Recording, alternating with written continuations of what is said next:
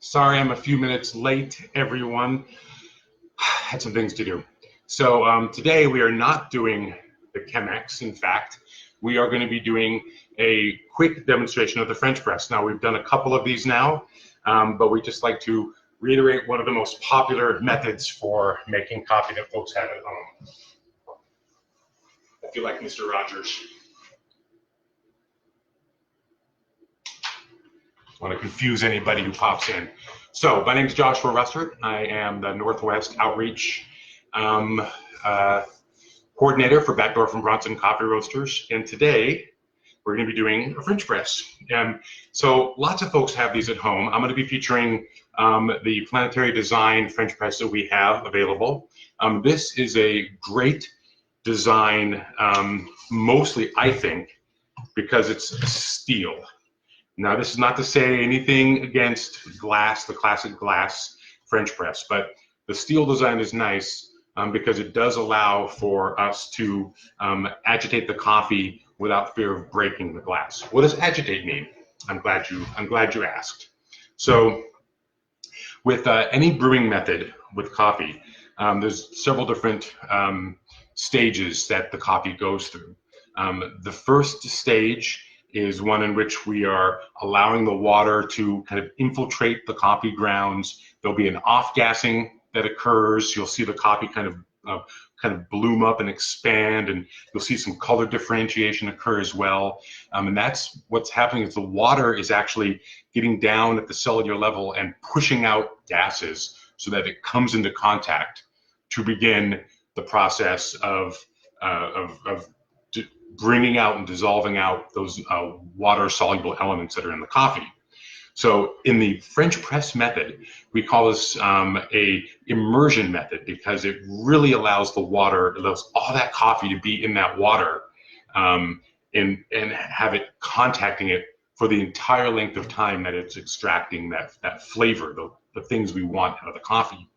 The one issue, of course, is that in that first stage, as the coffee kind of grows and expands, you can have a crust that kind of remains. You'll see it. We'll watch it here when we do it. And what we'll want to do is we'll allow that to occur, that first aspect of the blooming to occur, but then we do want to agitate it slightly to break that crust and push the coffee back down into contact with the water. So that's what I wanted to really show you today. So if you'll give me just a second, my water's heating up. I'm going to go grab my tool for agitation because I was in a rush and I left it in my kitchen. And then I'm going to tilt the camera slightly so you can get a really good look at what we're doing, okay? Give me 1 second.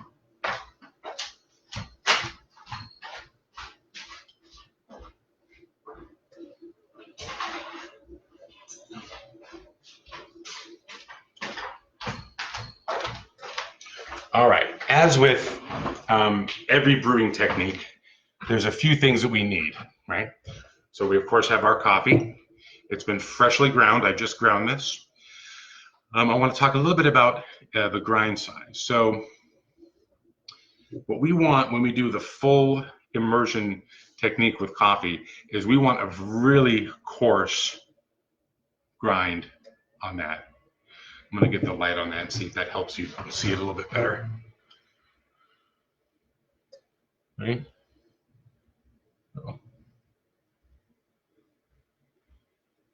Okay. All right. Now you compare that to a finer grind, right? A coarse grind, right? The coarse grind, you can see the particles really clearly, right?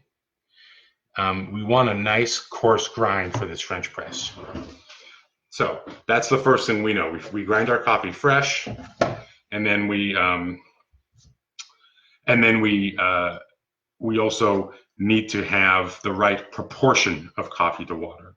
Now, in this case, I've weighed the coffee out in advance. What I did was I went ahead and put my French press onto the scale.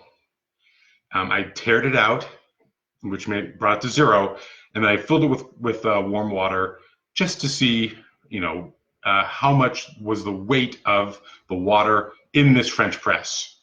I took that number, which was 700 grams, and I divided that by 17. So why did I do that? I did that because there's a relationship between the water we're using and the coffee. There's a ratio for ideal brewing. So once I know the weight of the water I have, I'm able to use a really simple formula. 1 to 17 is my choice. Some people go a little higher, some a little bit lower. In this case, with the French press, I'm using 1 to 17. That means for every 1 gram of coffee, I'm going to use 17 grams of water. So if I take my water weight, which is 700, divide that by 17, I come up with a coffee weight of about 41 grams. So that's what I have here. Okay? So in goes my coffee. All right. I tear again. So my water is now ready. I have my agitation tool. Ahaha. This is the point halfway through where I actually ask you, now that you're watching, if you are joining us, please share this video. Every person who shares, I'm going to take a look at when we're done, and we'll choose one at random with little slips of paper in this little backdoor from Bronson hat, and we're going to send you a gift of coffee today. All right, so please like it, of course, share it, and you'll get some coffee. We also had a great meeting today, a production meeting, in which we're going to start streamlining our productions across the week. As we look at the next couple of months, we'll be doing these. Thanks, Brendan. Brendan doesn't count.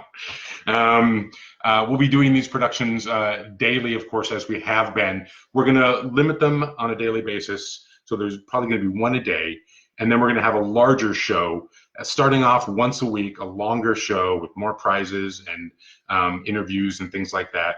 And then eventually we'll have 2 larger shows every week. Those will be live shows. But for right now, we're just focusing on brewing every day. Today, the French press, as you know, we have our beautiful French press. We have our coffee weighed out in the right proportion of water. And now we add the water. And this is where I wanted to scoot this up here. Let's see if we can get this, a shot of this. Okay, we'll just work on it here. So I'm weighing the water as it goes in. One of the great aspects of a gooseneck kettle is that you really can aim where you want your water to go. So I'm making sure as it fills up that I'm getting all the coffee wet. Remember, I'm going to get this all the way up to 700 because that was the amount of water I based my ratio on. All right. Now, do this. See that? I have to start a timer.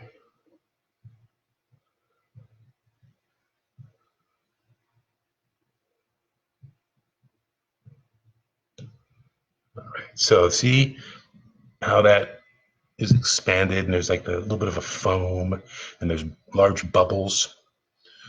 That is beautiful. That is this beginning of the saturation process when the water gets onto the grounds and it begins infiltrating the bed of coffee and saturating it and pushing out the gas so that it can begin the osmosis process that draws water-soluble elements across the cell barrier. However, as you can see, we have this big part of the coffee that's quite a bit of area there that's just sitting on top of the water. Part of it is actually floating on the gases of the grounds underneath. As the grounds underneath in that bed of coffee expanded, they pushed up the CO2. The CO2 rose up through the grounds. It pushed the grounds above a little bit higher. So a good portion of this coffee is not actually in water. So that's why at a minute, you can just do a nice vigorous stir. Right? And now, another step to help with that is you go ahead and put your French press lid on, and you'll push until you feel a bit of resistance. Push a little bit further. What that's doing is that plunger is going down to the surface, the top of that bed of coffee that you just stirred, and it's pressing it just slightly below the water level. And that again is assuring that all that coffee is in contact for the remaining a little over 2 minutes, right? It's been in contact with the water for 4 minutes total, but we're just going to assure that all of it is in as much contact as possible for the entire time. What that's doing is it's allowing us to have an evenness of extraction. If we had left that bed of coffee just floating up there, you know, a good, I don't know, 1/6 of the coffee, 1/8 of the coffee, I don't know what, I should probably do an experiment. Maybe we'll do that next week, where we could measure how much of the coffee is not being extracted if we didn't agitate it like that. That would be a great little experiment to do, right? We could pour the water in, and then after it's bloomed and after we get to that 1 minute point where we would usually stir it, we could take a spoon and just kind of scrape away the water that's not, the coffee grounds that aren't in the water, and weigh those. And then we'd have a real clear understanding of what we're losing when we don't agitate, right? And then what we could do, this is the way coffee geeks think, right? Then we could say, well, let's say it's, of the 41 grams of coffee we use, let's say it's 6 or 7 grams. Then we could go ahead and try doing it with the proper technique with less coffee, because then what we're effectively doing is we're brewing coffee without the proper ratio. And then you could taste the two, and you could actually see what would the coffee taste like when you literally don't have that coffee at all, because that's what's happening, right? When it's just floating up there without agitation, you're not actually you're not getting anything out of that coffee. So the ratio of coffee to water is incorrect, because that coffee is not steeping in the water. It's not extracting. It's been saturated, but it doesn't have water in contact with it to perform the osmosis process that pulls those water solubles out. And those water soluble elements are what we're looking for. That's what we want. There's a lot of non-water solubles in coffee, the majority of it really. Then there are things like fats and lipids, which float, and we eventually do taste those things. But if we're not extracting all the coffee, you ain't getting all the coffee, and you ain't getting what you paid for. That's no good. Nice, even press. All right. So there it is. Thank you all for joining me today. I appreciate it. As you might see, I've taken down the map. Keep going backwards. I've taken down the map that I had behind us. We're working on reformatting our space a little bit more. I know the first couple of weeks we were doing these live videos. It was fun and new, and we were just kind of, rushing to get out here and meet everyone in this space. And now, as we kind of look at the next month or two, and we consider what it is to continue with these practices, we're trying to standardize things a little bit more and make them more reliable for you, so that you can come here every day and connect with us. We can connect with you. It's just as much for me as it is for you watching, because you're the heart of our business. I didn't get into coffee to get rich. I didn't get into coffee to come up with the next new thing. I got in it because of you, because I love my customers, and I love what we create together in coffee shops, and I love what we create together through hospitality. And oh, how my heart hurts. We miss that now. But there are ways for us to recreate it, and we're trying to do that here, and also share a little bit of knowledge, right? So that you can get the most out of your cup of coffee. So I'm going to put link in below for the coffee I made here, which is our Kenya, which I'm loving in the French press. I'm also going to put a link down below for the maker itself also. So if you don't have a French press, you can go ahead and try one out. Get one online. It comes with 2 beautiful little cups. It really was designed for using outdoors because it is steel, and also because of its double wall capacity, it also holds the coffee hot longer. And so it's great around a campfire. And we're probably going to do some camping here in our backyard this summer. Looking forward to it. Hope you're doing well. Please like and share the video. And remember, if you do share it, we'll track it here, and we'll make sure that you get entered into a drawing for coffee today. Take care, and I'll see you tomorrow.